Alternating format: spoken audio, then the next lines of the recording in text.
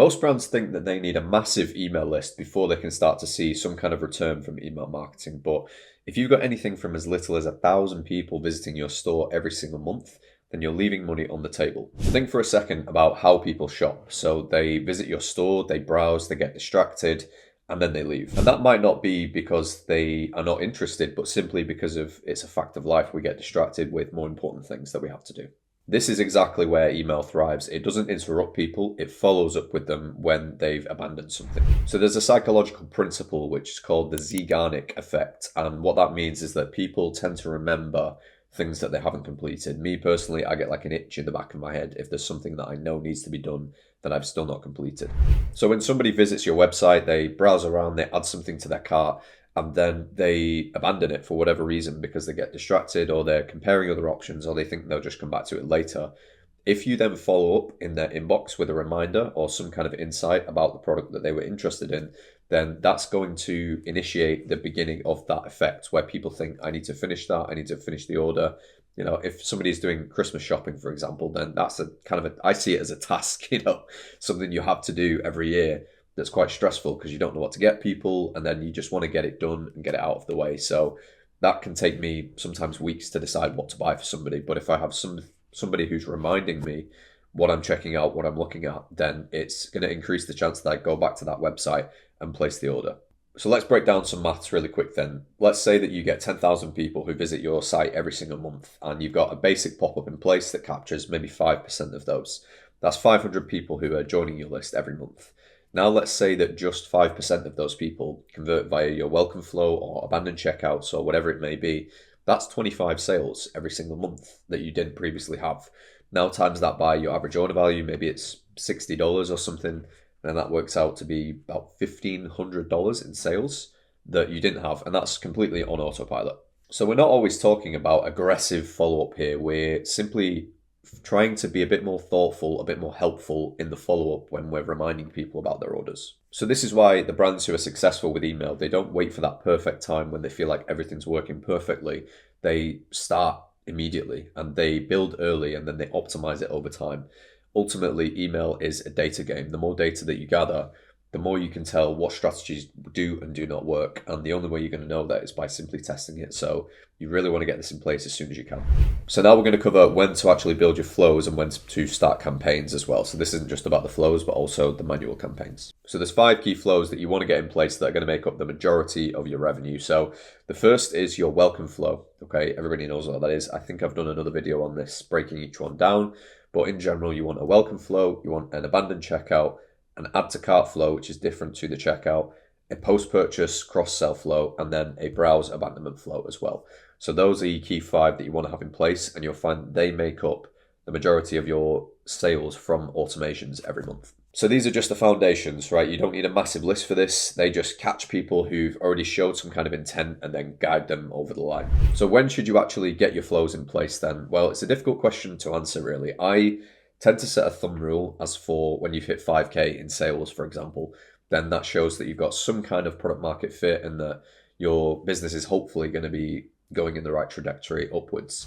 As for campaigns, when should you start doing campaigns regularly? Well, again, it really depends on what your brand is, but in general, I try to tell brands to at least send an email per week, starting from about 300 to 500 subscribers. From that point, an email a week is going to keep those people somewhat interested, somewhat warm. It's not too much work for you to handle as well. You don't need to hire somebody else to do this, like an agency. You're probably not going to see a return there.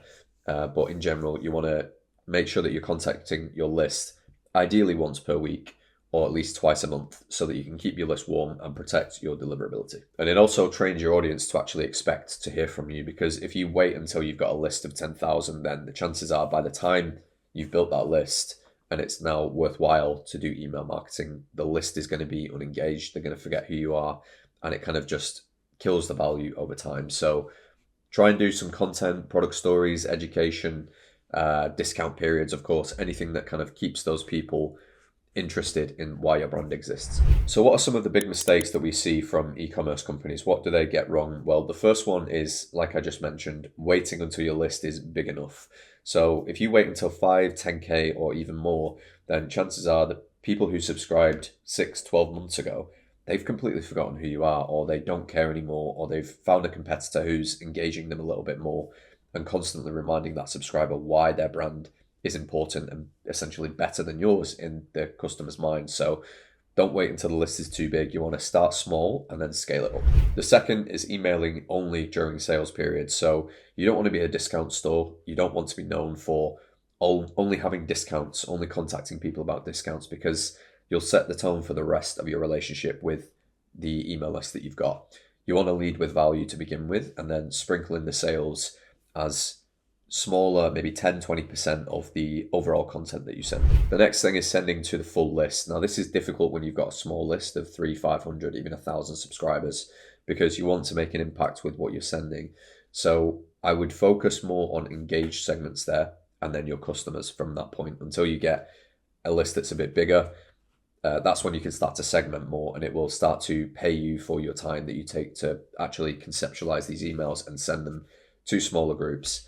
But in general, you don't want to send all of your emails to your full list, even when you're pretty small. Unless, of course, you're not sending that many emails. If you send 1 or 2 per month, you can probably send to your full list. But again, keep an eye on those unengaged people who start to creep up as you continue emailing. Another thing is ignoring the flow performance for months at a time. So there's this misconception with flows that you can just build them once and then that's it, you're good, you're golden, you don't need to touch them again.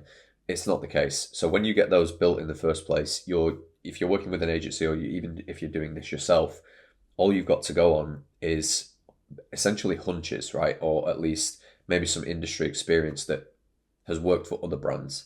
It doesn't guarantee that what worked for another brand is going to work for yours. And so even if you spend hours building this flow strategy, you put it in place, there's a chance that a lot of the flows that you've built might not be that effective.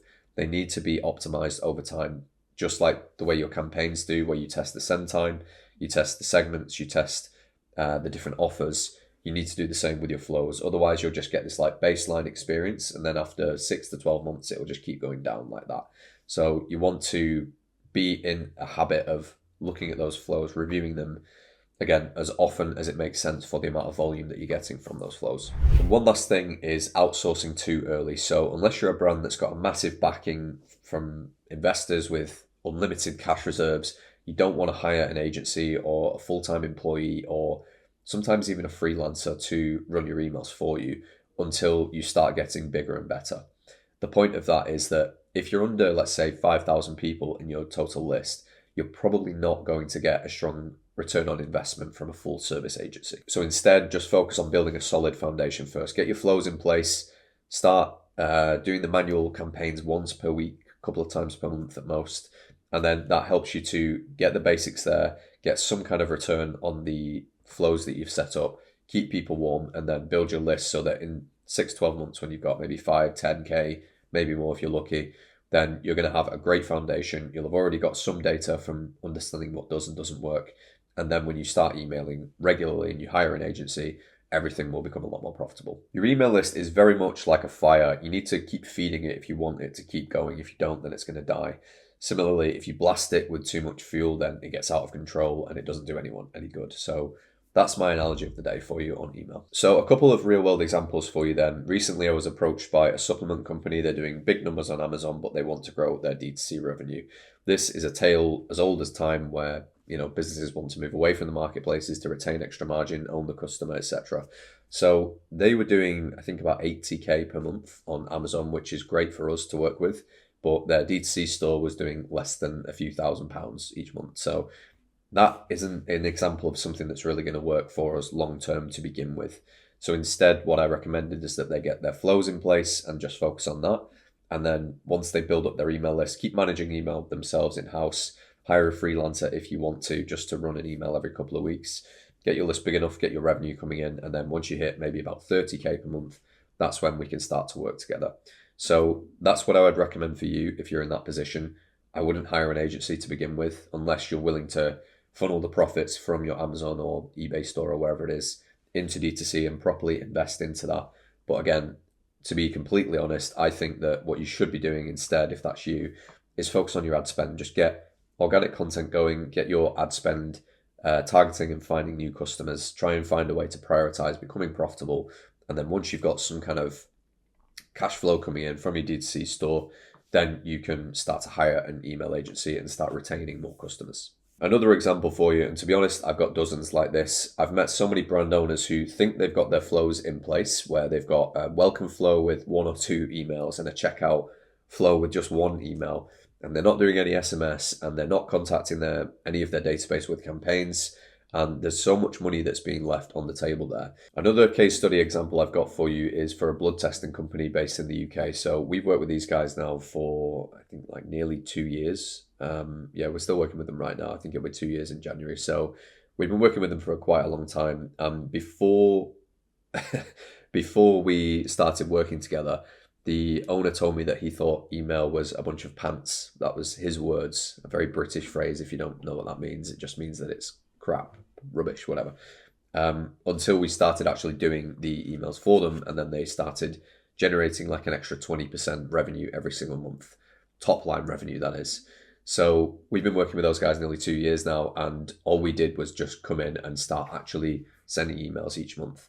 They are a business at about 2 million per year, or they were at 2 million per year when we first started, and then their revenue scaled an extra 20% that year. So this is an example of what's possible when you actually start doing it. So if you're a business, you've got a great top line revenue, let's say at least you're doing more than 30K per month in revenue, and you've got an email list that's above, say, 10, 15K subscribers who are engaged, chances are you can add an additional 10, 20% of your revenue just by having somebody who's going to run email properly for your brand.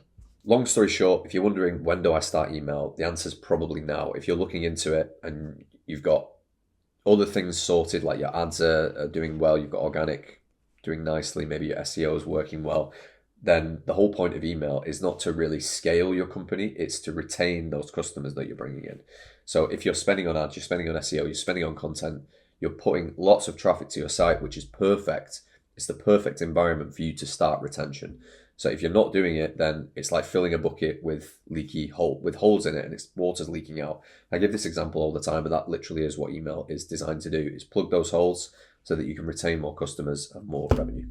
So if you want this setting up for you, if you're interested, if you're wondering what's possible for me with email, the best thing to do is simply book a call with me below, and then I personally will take a look at your account and say, how much potential do you have here? Is it just a setup kind of arrangement, or is there something that we could do where we can work together long term so that you can start generating that additional revenue with very little time needed from your side per month? If this video gave you any clarity, then consider subscribing. There'll be a lot more information that's relevant to you as a business owner and what is possible with email. So yeah, if you liked it, hit subscribe. Besides that, thanks for watching, and I'll see you in another video. Bye.